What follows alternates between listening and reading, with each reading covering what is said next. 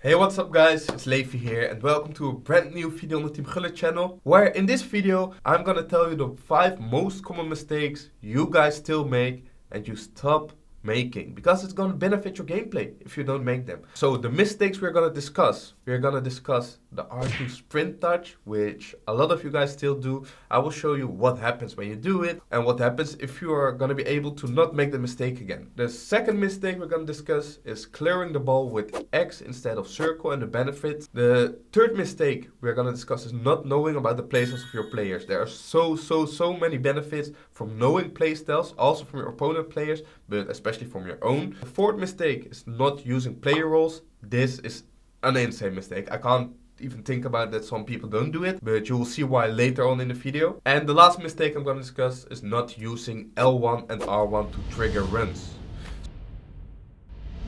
So first things first, the R2 sprint touch. Do you sometimes have the feeling you don't have any control over the ball and you just lose the ball everywhere on the pitch and you don't know what you are doing wrong?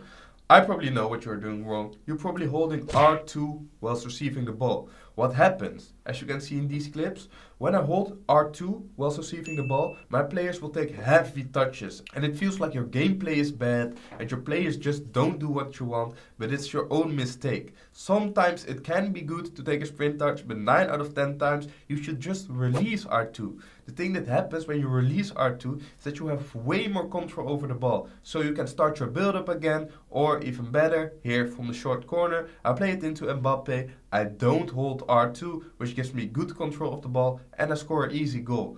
But it's so important to not always hold R2 whilst receiving the ball, because it just feels like you can't control the game, you can't control the ball, your players are doing whatever they want. This is a really common mistake. I've told you guys in FC 24, but I'm here to remember and to improve you on the game. So a lot of you guys are still making this mistake. Avoid it. Don't hold R2 whilst receiving the ball.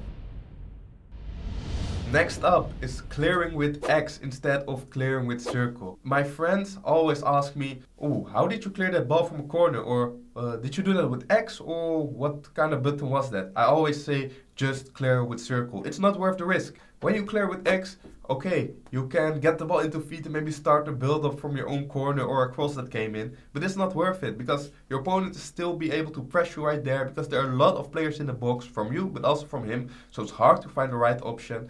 And the thing is, when you clear with X, this is what happens. 50% of the time the ball will come into your feet, and 50% of the time the ball will go into your opponent's feet.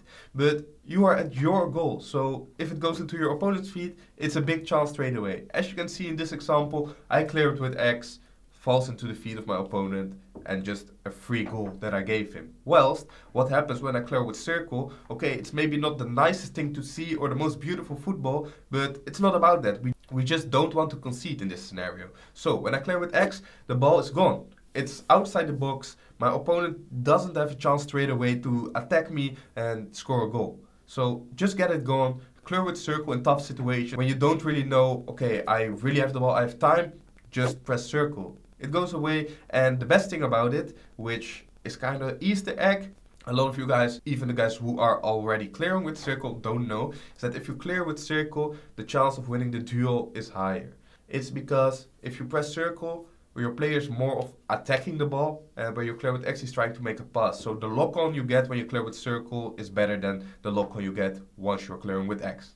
Obviously, this also happens in the midfield sometimes, when you just have a 50-50 duel. If you press circle, the chance of winning that is higher. Talking about the midfield, make sure to watch our last video about the tier list from center mids. If you're still looking to find a good center mid, we made a whole tier list about the best center mids, so make sure to check that video out after this one. Now, let's move on to the third mistake.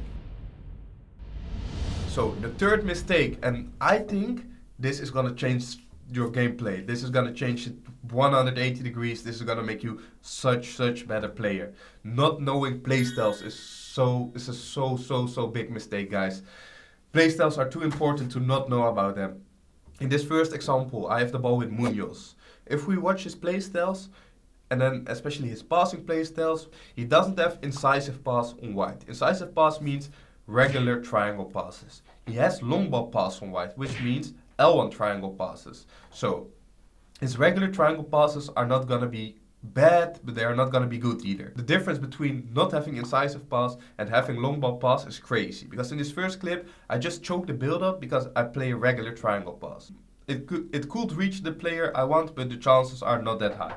In the second example, as you can see right here, I played with an L1 triangle. He has long ball pass on white, so his L1 triangles are better. And the difference is insane. Here, I choked the build up because I played with regular triangle. And here, I just score a goal because I played with L1 triangle because he has that playstyle. So this is one example. The best example I can show about not knowing playstyles and knowing them is tiki-taka on white. So your midfielders who have tiki-taka, they can play literally every single pass on first touch, as you can see. Bonmati, Turainis, to Vitinha, tiki-taka, first touch, it doesn't matter. Well, if I'm gonna try this with players who don't have this playstyle, like Konate, Theo, the ball will start bouncing, I don't get any control of the ball, and I would just lose it. Because they don't have this playstyle, they can't play every pass on first touch. And it's so important to know, because you also know what to defend. You're gonna think, oh, his player has this playstyle, so he's gonna shoot a finesse. Or my player has power shot on white, so I have a bigger chance of scoring a power shot. It's really important to know playstyles, and I know it might need some time, but I think this is gonna be changing your gameplay up a lot. It doesn't have to do with your skills or mechanics, you just need to study a bit, and then you will get a better player by studying. So it doesn't take any practice, you just need to recognize. The fourth mistake, which is a really big one, is not using player roles. So, I'm going to show you what happens. I'm going to make a squad here with random players. I'm going to switch it to a 4-3-3-4 because that's the formation we like to play right now. For this next match we're going to play, we want to play the 4-3-3 with a cam. So, now I go into the player roles. I flick my right stick, see what happens. This is how your team is going to look without player roles and once you're attacking. That's not what we want. Players are everywhere. My Bellingham is on the wing. Ødegaard is everywhere there. Nowhere to be found. It doesn't even look like a 4-3-3-4. Like, you don't need to have the craziest player roles. You can keep it basic, but you have to change them because you don't want your players to be everywhere. If you look to this, the tactics screen, it already says enough. I have 3 wingers on the right. My midfield is everywhere. My left winger is next to my striker, whilst my right wing is just on the wing. This is not how I want to play the 4-3-3, guys. I want to have 4 defenders, then I want to have 2 holding midfielders, a cam who is central, and 2 wingers who are there like on the wing and a bit to the inside. So let's fix that. It doesn't need to be difficult. You're just gonna put playmaker on our cam, holding on our right center mid. You can also use box to box or deep lying playmaker, whatever, but you have to use player roles and you have to install these tactics, because if you don't do it from scratch, it will just look awful and it's just chaotic. That's not what we want. It's not hard to fix them. For every single tactic you want, for every formation, go on our channel. You can find basically every formation. This is just an example of why you need to fix your player roles, because I don't even need to show in-game. You can already see in the tactics screen that's gonna be really bad in-game. So from now on, always make sure if you try a new formation, go and watch the player roles and fix them. And the fifth and last mistake you guys are making is not making use of L1 and R1 to send players on runs. We all have had times where we felt like our team is just doing nothing, the AI is just standing still, it's so hard to get forward, so hard to build up. If you're not using L1 and R1 to trigger, you cannot make this excuse anymore, because then it's your own mistake. If it happens, if you feel like it whilst you're using this feature, okay, it can happen. But if you feel like this whilst you're not using L1 and R1 to trigger runs, then I don't want to hear you complain about this anymore, because this is game changing. Obviously, your players are not gonna make runs out of nowhere forward and getting into the ball. You need to do it yourself. That's a big skill gap in FC 25. You do it by clicking L1 whilst pointing to a player with your left stick, or clicking R1. R1 means he will get into the ball, L1 means he will start to make a run forward. And this is game changing. As you can see in these clips, sometimes I want the player to get into the ball to be able to play him in the feet. Sometimes I want to send the player, for example, my left back on the run, so I can play passes and I know he's getting the overlap in some time, so then I can play the pass, and it just creates chance out of nowhere. This is the mechanic that's gonna create you a lot of chances, probably the most chances. And to be honest, if this was not in the game, I would really have to adapt. It would feel like I played a completely different game. This is one of the biggest skill gaps there is. It's all about timing, all about practice as well. Practice makes perfect. It maybe looks hard, but this and the playstyles are probably the two things that are gonna fix your gameplay a lot. And it's not even that hard. You just need to do it, recognize and do it. That being said, I think these 5 mistakes, if you can try to avoid them, you will start to become a way, way, way better player in EAFC 25.